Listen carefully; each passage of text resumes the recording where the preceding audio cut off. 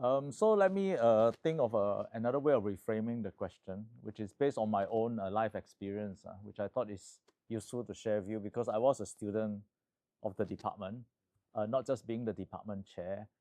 And this achievement, so-called achievement that I want to share, which I'm very proud of, I think the whole, all our department staff are very proud of. It relates actually to me when I first joined the Department of Civil Engineering as an undergraduate student. That's how far back it goes. And then subsequently, I actually stayed back as a Master of Engineering students. That was I graduated in 1991 before I went to Cornell to do my PhD. I wanted to frame this date because at that point in time, I recalled that I was doing a research on a computer, on an IBM computer. And the whole department, I recollect, there were maybe only two PhD, whole department, there were maybe two PhD students and several master students. So that was a period that we came from where our primary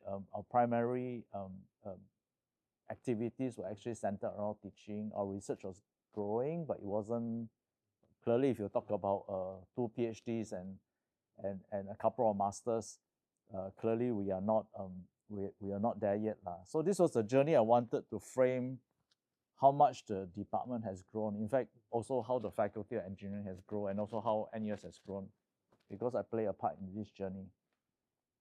If we fast forward now to 2024, so that was when I joined as a student. What I read in the press now is that NUS is now swarmed under students and parents from China. Because I heard that in China only the Tsinghua Peita got this kind of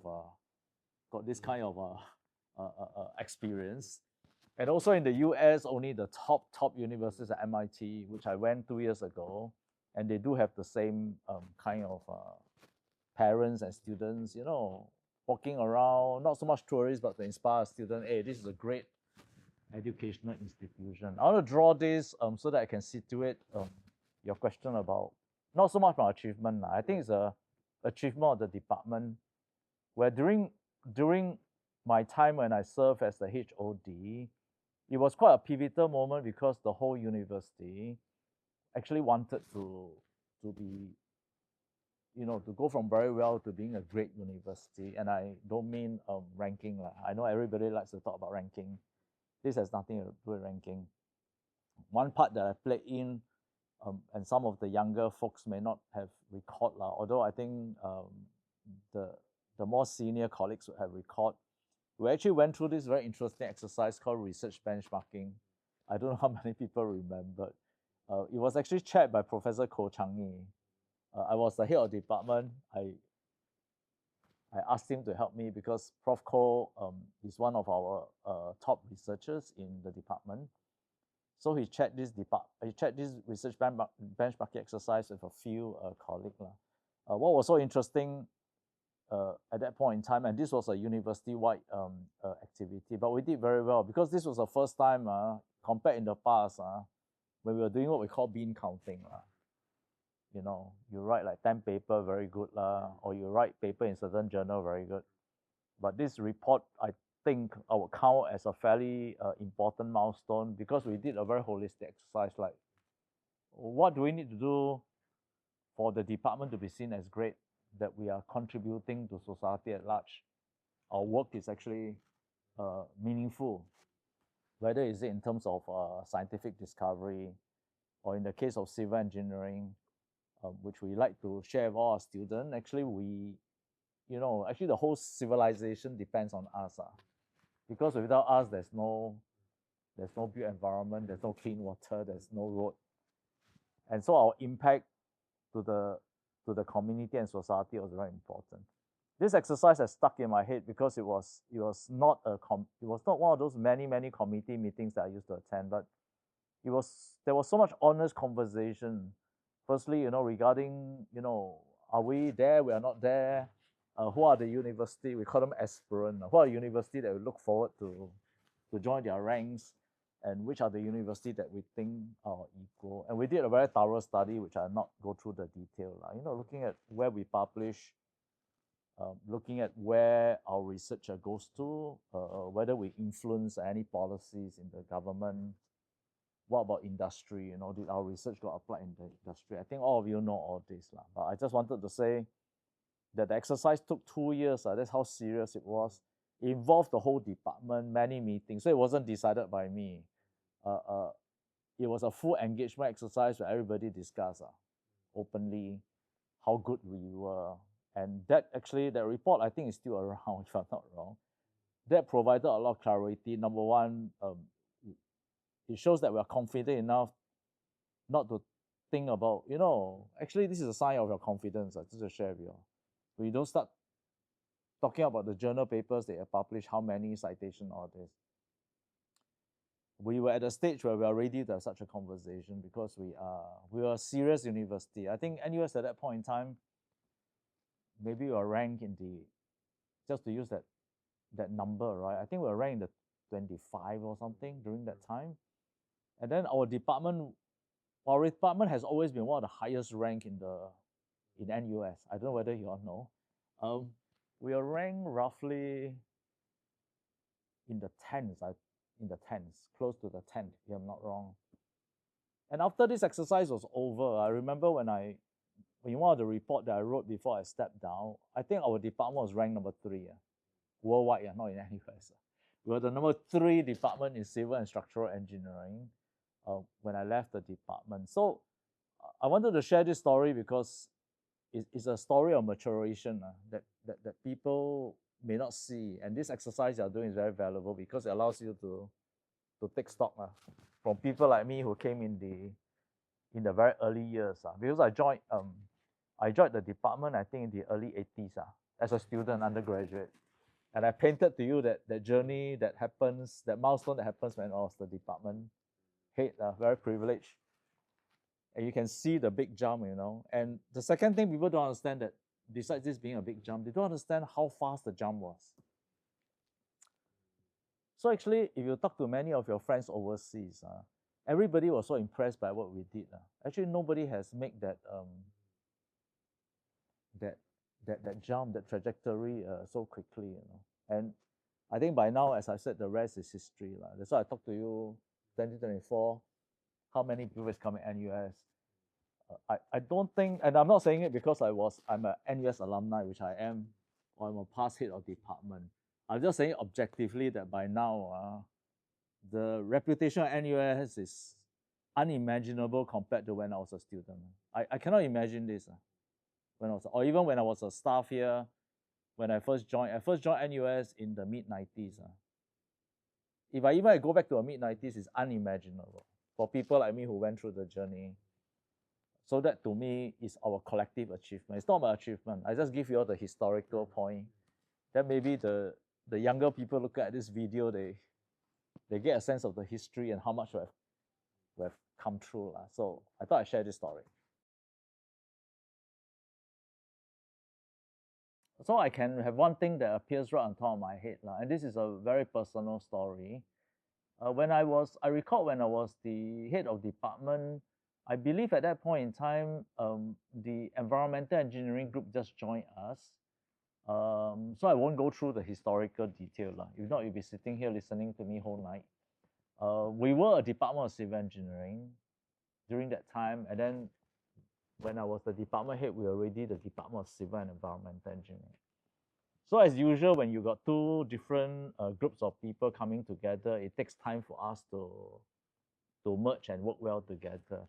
I think we're working well together among the faculty, but the event that totally touches my heart was that during my term as the head of department, I actually managed to get our students to run an orientation camp together.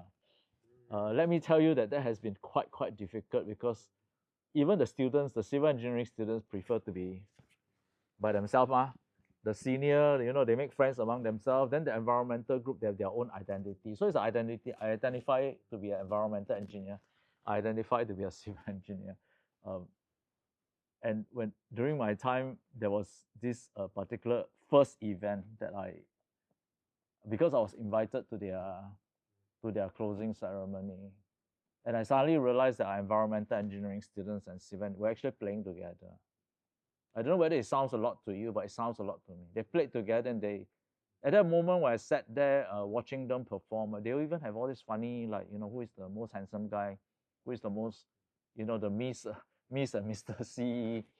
Actually, when I was sitting there, the thing wasn't the fun. I was so touched that I see signs that we are now a CE family, not CE, not EE, and that has always stuck in my heart that this family, that we coming together as a family, in my opinion, took place during my time in the office. Although again, I have no hands in it, but I could see the two groups gelling together. And again, if I fast forward, that has been the right decision. You look at all this sustainability and environmental engineering issue, I felt maybe not everybody agree with me. I felt that civil engineering would be somewhat incomplete if we have remained civil engineering without the environmental engineering part. So it's an event that I find very memorable.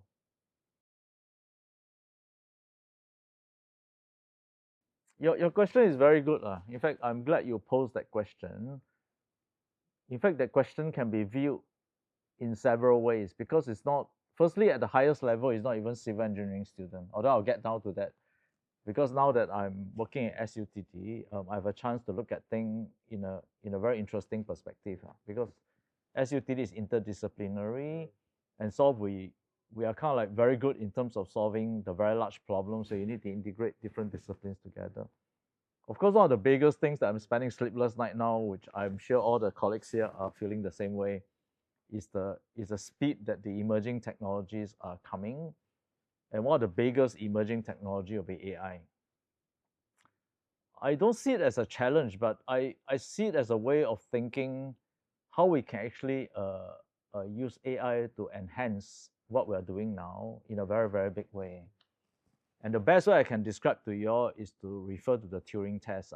I don't know whether you heard about the Turing test. It's a very famous test invented by Alan Turing, I think in the 60s or something, where he says that, how do you decide that an AI is effective or performing well? He says, let's do this simple test. So I put you, Paul, I put you behind a curtain. I put an AI behind a curtain. Then I ask you a question. Then you interview actually, you don't know what's behind the curtain. You just interview, pretending there are two humans inside. And if there's no way I can distinguish who is the human, then it so-called passes the Turing test. And that's his example of an AI achieving, maybe you can say in a very specific interview task, it achieved a near human cognitive capability. Recently, I've been proposing to everyone that I get a chance to talk to. So I myself share, since your question is related, that I'm now proposing a not Turing test. Not Turing. It's called a not Turing test. I said there's a problem with the Turing test. In that if you think about the Turing test, although it was unintended, the Turing test is about how the AI replaces the human. Because like, if I'm as good as you, I'm better than you, I replace you. It's an unintended consequences. So I'm suggesting that we should all come together and work on this test. It's called the not Turing test. What does the test do? The test actually tests whether your AI is helping any human. I think we can be very clever and invent a test. A human solve a certain task. The AI help a human. Then the task is done in a better way, whichever way we define. So firstly, I actually want to propose this test to our good friends in computer science and develop this test so that the AI now enhances the human so-called workforce. Certainly, whether you're talking about civil engineering or engineering, and this is actually happening at SUTD now, so it's not even future challenges, it's happening now. SUTD has graduated a cohort of students called Design AI. That means this program started 4 years ago. And this group of students are just simply trained not in domain expertise. So like they don't know civil engineering, they don't know architecture, but they know how to use AI to perform design. So the outcome of our experiment after 4 years is that this cohort of students now, in some of the projects we gave them, I still recall there was one project which we asked them to do architectural design. These are non-architects. SUTD has an architecture program like NUS. So this student can do the architectural design project faster and better than my architecture student. So this is it's not speculation now. I have the privilege of seeing this ringside seat in front of SUTT. It's a living proof that I don't call it a challenge. I actually thought that this is something that we all need to think about. There'll be specific parts of it that belongs to civil engineering, but I felt that this is where, given the fact that it is, to me, it's almost an unstoppable technology. This AI, it's not going to go away next year. I do not know whether everybody agree, but let's say it's not going to away next year. Then I think this is a wonderful time for us to work together. In fact, all different universities should work together, different programs, because ultimately we're still back to that basic, our mission. How do we nurture students so that they can get good jobs and they can have meaningful life ahead of them, right? And I suspect there can be other challenges, but I suspect this will be one major challenge, very big one. The second one is specific to civil engineering. So this is a horizontal applying to all of us. Second one, I thought our civil engineering, not just students, even all of us, the academics and also the practitioners, is back to my point about why I felt civil and environmental engineering together on hindsight, was the right thing, and that is sustainability, climate change. This is very big, and I would think that I would feel that it's a bit disappointing if our CEE department don't play a very big role. I know we are already, because I know we have a big project under the Coastal Defense Project, and there are probably many more that I'm not keeping track. And if we project ourselves right, by right, we should be attracting some of the most talented students in this generation to attack this problem. That means it's not a civil engineering problem. It's not building how to build nice houses on nice bridge, or even simple thing like a bridge to connect 2 points, or even transportation, big airports for planes to land. But I thought this narration is something we got to put front and center. That means it pervades everything that we do. Sustainability, and of course it's not independent of AI, because if we make this narration right, then the AI is supposed to help us find a effective solution.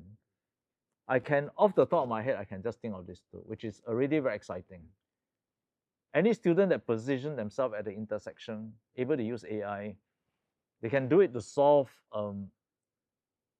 climate change problems at the built environment level. I think the future of these students will be extremely bright. Everybody that I know of will want such a student. And if we can position that, there'll be one nexus. I believe the department is doing that already.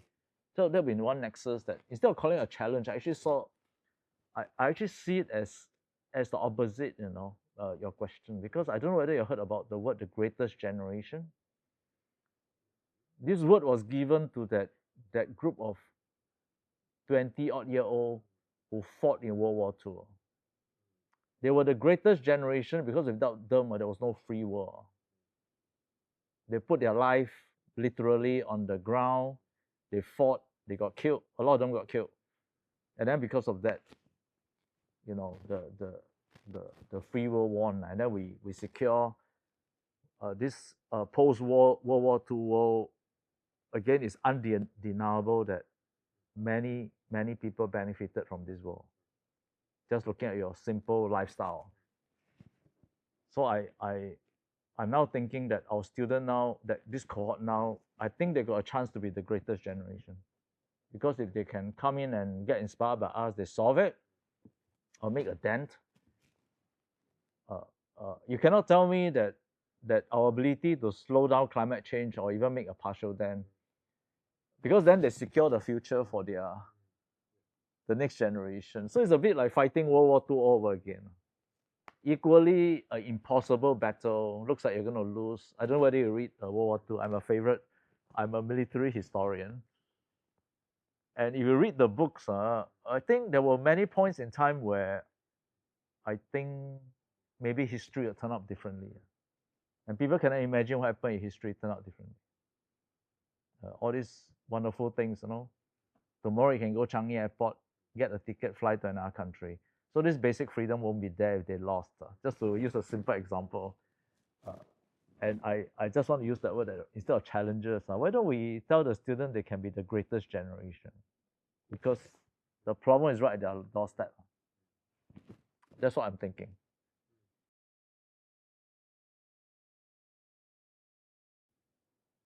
Yeah, your question is related to the previous question, except now I think you're centered on the student.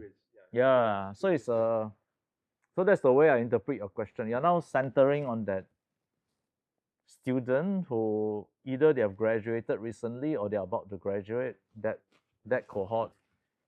And of course, you read all kinds of things. There'll be all kinds of people saying either positive or negative things about that generation. But incidentally, just to share with you, actually every generation doesn't say good things about the previous generation. So firstly, there's nothing new. But I think what is very special about this group of graduates, if I could use this opportunity of this interview to get my words across to them, I just want to say to this graduate that the most fundamental thing they have to recognize, in my opinion, and maybe I speak broadly rather than CEE, is that going forward is more likely than not that the future is uncertain. Many people say that all over the years, but when I said, just to share with you, you all would know that my expertise is risk. I spent my whole life doing geotechnical risk. So it cannot be that I know nothing about uncertainty. So firstly, I qualify that I claim that I'm the expert. When I say something is uncertain, it literally means it's uncertain. It's not like what you say in the 80s, what you say. I'm not talking about uncertainty in the stock market. I'm not talking about uncertainty, like don't know whether you can get your BTO flat. I don't mean any of that. I meant the future is fundamentally uncertain. Now, that's an important point for a graduate to register. If they register this point, then immediately they will know that they need to adopt a certain strategy for their pathway ahead. And that strategy cannot be based on a 10-year plan. Then if they think about a 10-year plan for themselves, and then they go to a certain place to do a certain job, following a linear pathway, then actually they have to understand they are gambling that Prof Phoon is wrong. Because that kind of plan can only work if there's no uncertainty. They may not have thought that way. I'm just framing it that it means that you can plan ahead. You can plan 10 years, actually, to me, is a certain future. If you cannot plan 1 year ahead, then I would think it's uncertain. Using just an example, 1 year, 10 year, very stuck. I want to share with them that they have to think personally now, because I don't want to tell them many things. I just tell them one thing. They have to decide whether the future is certain or uncertain. It's their call, their life. If they decide it's uncertain, then they will know that they need to adopt a strategy that will fit a changing world, which means that everything that they have been taught, how to stay agile, how to stay adaptable, and how to stay resilient, will be like more important than learning how to calculate bending moment, learning how to do power design, learning how to, it'll be more important because that will be their basis for them to have a, well, not just having a good life, having a flourishing career is actually predicated on this ability, making that decision. And then after they make that decision, then they decide that, hey, I will need to really stay nimble, agile, and adaptable. Many people said that to them, but no one actually, I think very few people tell them that actually all these attributes that even ministers are saying in the newspaper, actually no one drew it to the root cause. The root cause is whether the future is certain or uncertain. There's only one decision point. If it's certain, actually you don't need to be agile and resilient. No need. Actually, don't listen to people. Why do you need it? But if it's not, then you got to behave in a totally different way. So for the graduates, actually, I see this bifurcation. There are many things I could have shared with them, but I told you I want to share one thing per question. The bifurcation for them is more stark than all other generation because all other preceding generation don't have this certain, uncertain. That means the gamble between certain and uncertain is not as stark like what they're facing now. And of course, personally, I bet it's uncertain. I really bet it's uncertain, but I'm not, I won't, since I recorded on video, 5 years later, you can come back to me. If I'm wrong, you can come back to me. But if I'm right, then maybe it's at least recorded on video that Prof Phoon has advised this, and those who heard me, they want to do a deep reflection and decide how they want to not just manage it. By the way, I let me end here. When people talk about risk, people always tell me, hey, Prof Phoon, you're always talking about risk and all these are negative news. And you know, how you sleep at night. So actually, I take this opportunity to close my words. Actually, risk is not about bad things, you know. There's also another misperception. People think risk means threats lah, you know, lose money lah. But you think about it, how do people doing venture capitalists, use an example. Some of the richest people in the world is venture capitalists. And they take bets, you know. And they take big bets, you know, maybe millions of dollars, $100 million. They invest in startup, and usually that fails, you know. I think you all know that, right? So they bet 10, 9 fail. They are very rich. So it's a living demonstration of risk. And yet they are doing well, flourishing, actually doing better than all of us. So risk is not bad. The other example, you go and gamble. Lose your house, go bankrupt. That one also risk. Gambling. But that one is bad. So I thought I just close this remote. I thought about risk. It doesn't mean it's all bad. If you are smart, in other words, you know how to manage this correctly, then actually you'll flourish. So I'm hoping that our graduates, if they are listening to this, they'll be thinking how they can be venture capitalists. The company they're investing is themselves. They are the startup. Invest in themselves and make their company, which is them, into a unicorn.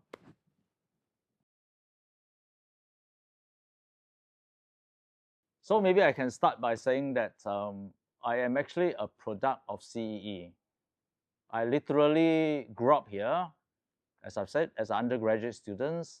I exit as a senior vice provost, and I'm now president of SUTT. I would like to say that the department, I owe everything to the department, and I hope the department is very proud of what one of our students, which I'm one of the students, has achieved. So this is my chance to thank the department very, very much. So happy anniversary, CEE. I love you very much. Thank you.